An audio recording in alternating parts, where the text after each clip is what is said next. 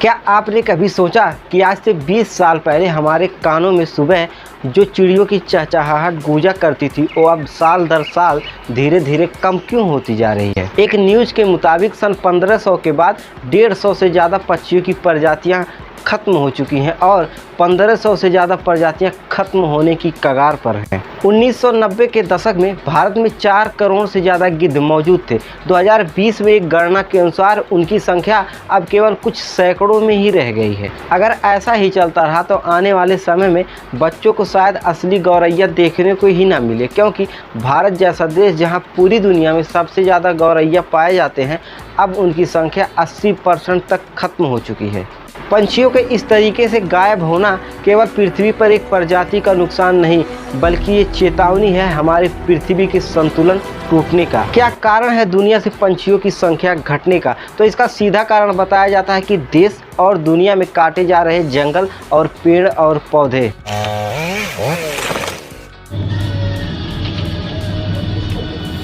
लेकिन क्या ये इकलौते कारण हैं? नहीं।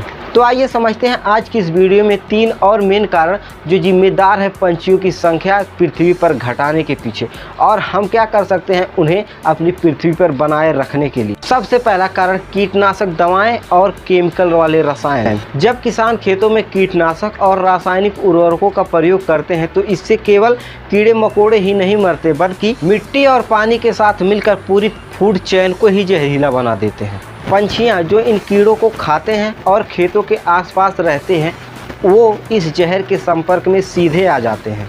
ऐसे ही एक कीटनाशक का नाम है DDT, जिसका असर पक्षियों के अंडे के बाहरी परत को इतना पतला बना देता है जिससे पक्षियाँ जैसे ही उन पर बैठती हैं वो टूट जाते हैं।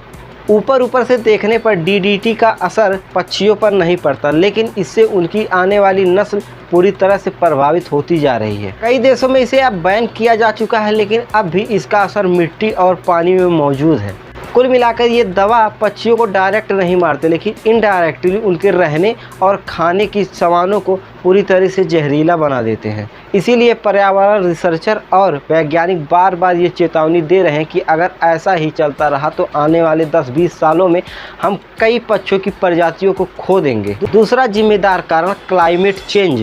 पंछियों का पूरा जीवन चक्र इस बात पर डिपेंड करता है कि उन्हें कब घोंसला बनाना है, कब प्रवास करना है और कब बच्चे पैदा करना है। लेकिन क्लाइमेट चेंज की वजह से अब मौसम या तो बहुत जल्दी बदल जाता है या तो बहुत लेट में बदलता है, जिससे पंछियों की पूरी टाइमिंग ही गड़बड़ा जाती है। जब वो अपने प्रवास स्थान पर पहुंचते हैं तब ना तो वहां उनके खाने के लिए कीड़े बचते हैं और ना ही फल। आर्कटिक टर्न एक ऐसी पक्षी की प्रजाति जो हर साल हजारों किलोमीटर का रास्ता तय करती है, लेकिन ग्लोबल वार्मिंग और क्लाइमेट चेंज की वजह से अब मौसम बहुत जल्दी बदल जाता है, जिससे उनके रास्ते में सूखा पड़ जाता है और वो अपने मंजिल तक पहुंचने से पहले ही मर जाते हैं। क्लाइमेट चेंज एक ऐसा स्लो पॉइजन है जो केवल पक्षियों की कुल प्रजातियों के लिए ही नहीं बल्कि पूरी पृथ्वी के इकोसिस्टम के लिए बहुत बड़ा खतरा बनता जा रहा है। तीसरा कारण और सबसे जरूरी, देश और दुनिया में बढ़ती जा रहे शहरीकरण।